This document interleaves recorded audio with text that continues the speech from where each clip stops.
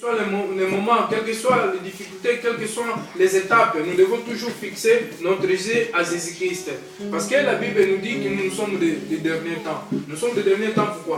Nous sommes dans les derniers temps à propos des événements qui, Apocalypse et Daniel, dans la révélation de Daniel, Dieu il a révélé à son prophète Daniel et à apôtre Jean. Donc ces événements qui nous montrent que nous sommes dans les derniers temps. Alors ces derniers temps, donc le principe de ce monde, lui, il veut faire perdre beaucoup de gens. Il veut faire amener beaucoup de gens dans la perdition. C'est la raison pour laquelle aujourd'hui Dieu il nous a révélé, il nous a donné cette verset pour dire que nous devons toujours courir, nous devons toujours fixer notre yeux vers Jésus-Christ. Parce que Jésus-Christ, c'est lui qui est auteur de notre foi, est auteur de notre salut. C'est lui qui était couronné, donc c'est lui qui a souffert sur la croix. C'est lui qui était pendu sur la croix pour que toi et moi nous puissions avoir la vie éternelle. Amen. Jésus-Christ, il est le Seigneur des Seigneurs. Jésus-Christ, il est la vie éternelle. C'est lui qui nous soutient, C'est lui qui nous console à travers de son esprit qui nous a envoyés. Alors, comme la Bible dit ici, nous devons toujours rester aussi fidèles avec Dieu. Nous devons toujours marcher avec Dieu et s'attacher avec Dieu. Parce que Jésus-Christ, c'est lui que nous devons approcher. C'est lui que nous devons approcher à travers de sa parole, à travers de venir écouter la parole de Dieu, à travers des prières. Parce que nous sommes dans le mauvais temps, comme je disais, que nous ne soyons pas distraits, parce que ce monde et toutes choses, un jour, il sera détruit et toutes choses passera. Mais la parole de Dieu ne passera jamais. Alors, nous sommes dans l'état de grâce. Alors, après la mort ou après la venue de Jésus-Christ, c'est la grâce et qui restera plus. Alors nous sommes dans le temps de grâce. Cet temps de grâce, nous devons alors profiter de s'attacher en Jésus-Christ. Et alors, dans le même verset 2, il dit aussi, nous devons si facilement à nous y courons résolument la course qui nous est proposée. Donc nous sommes dans la course. Nous sommes en courant comme un athlète. Alors, nous n'avons pas encore vaincu parce que nous sommes dans ce monde. Dans ce monde, nous ne devons pas être distraits. Nous allons voir, exemple, quand des équipes de football ils jouent. Donc, depuis qu'ils ne sont pas encore finis de jouer le football, ils sont encore dans le terrain. Alors, personne encore dit que non, moi je suis vainqueur. Même si une autre équipe gagne. L'équipe là qui gagne, mais quand le temps il n'est pas encore fini, alors cette personne ne peut pas dire que non, moi j'ai déjà gagné. Et comme les athlètes qui courent, quand les athlètes ils courent, donc ces athlètes-là, ils ne peuvent pas dire encore non, moi j'ai gagné. Parce que la fin de chaque personne, ça se voit après la course.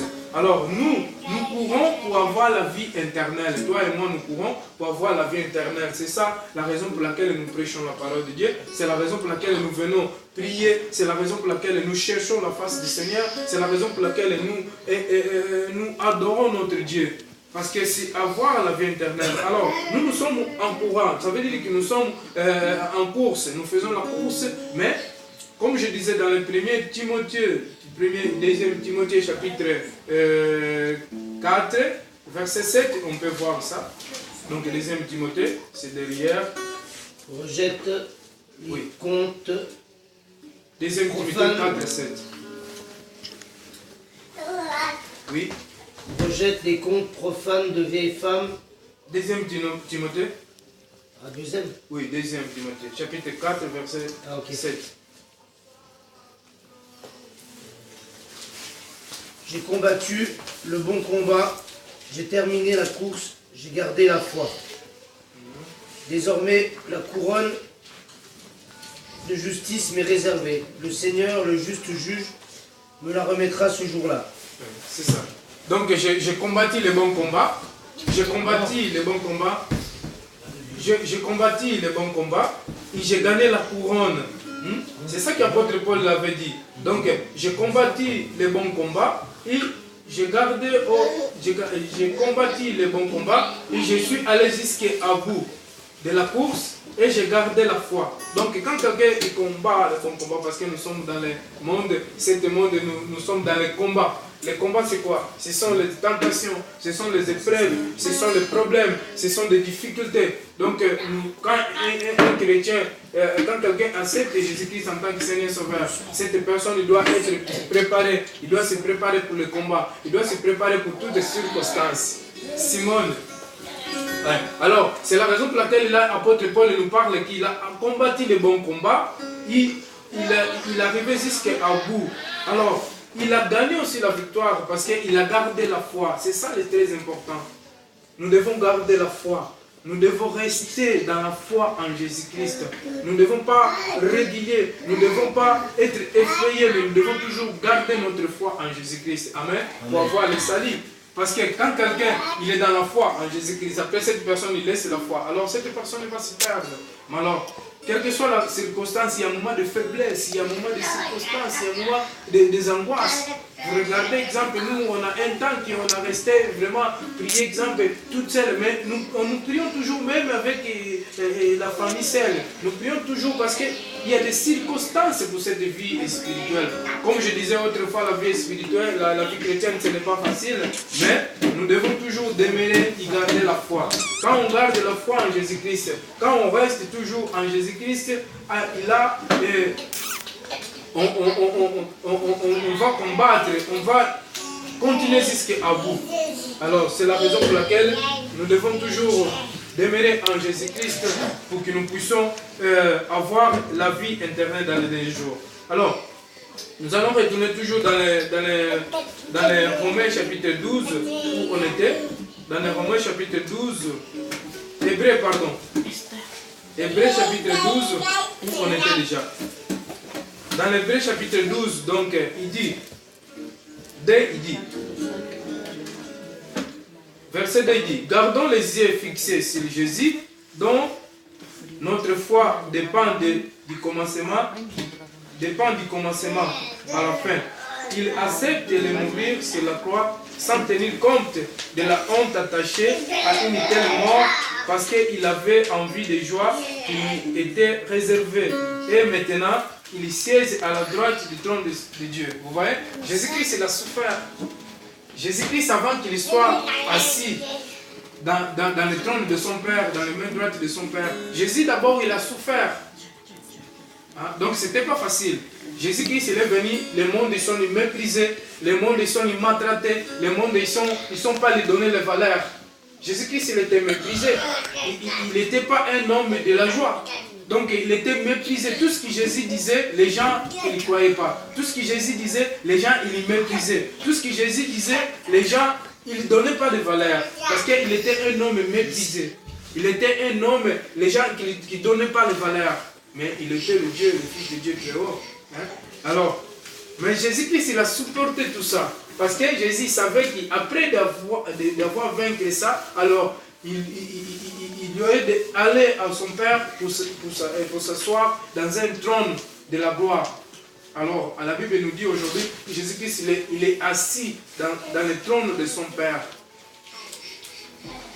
Jésus, c'est lui qui était méprisé. Jésus, c'est lui qui était, que les gens, ils sont méprisés. Les gens, ils ne sont pas donnés de valeur. Alors, c'est Jésus qui, aujourd'hui, il est assis dans les bras droits de son Père. Ce n'est pas le même Jésus qui, c'est lui qui viendra pour venir suivre ou chercher son église. Alors, comme la Bible nous dit ici, Jésus-Christ, c'est lui qui, il était structuré, il était méprisé. Ici, nous allons voir dans Isaïe chapitre 53, verset 3. Nous allons voir, Isaïe il avait prophétisé aussi la mort de Jésus-Christ avant que Jésus-Christ vienne. Donc, plusieurs années, dans Isaïe chapitre 53, verset 3, Isaïe. Si quelqu'un a entendu, peut lire.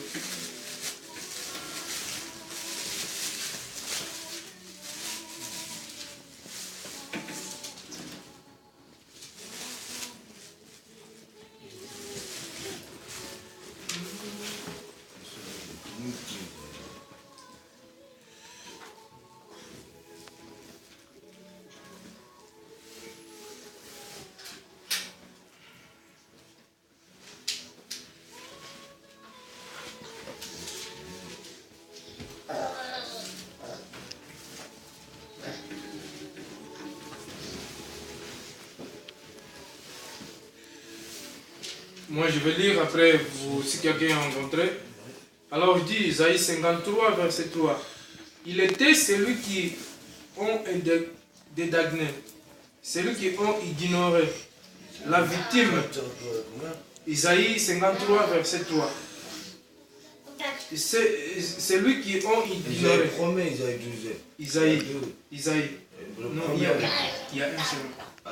Il n'y a pas 12 Isaïe? Non, il y a un. 53, chapitre 53.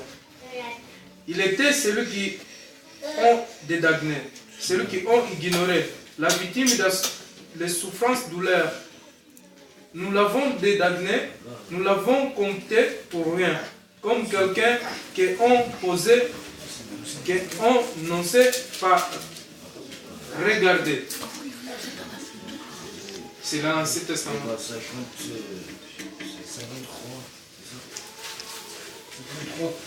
53.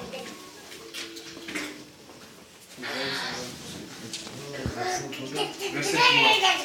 Oui. Vous pouvez lire 3 aussi.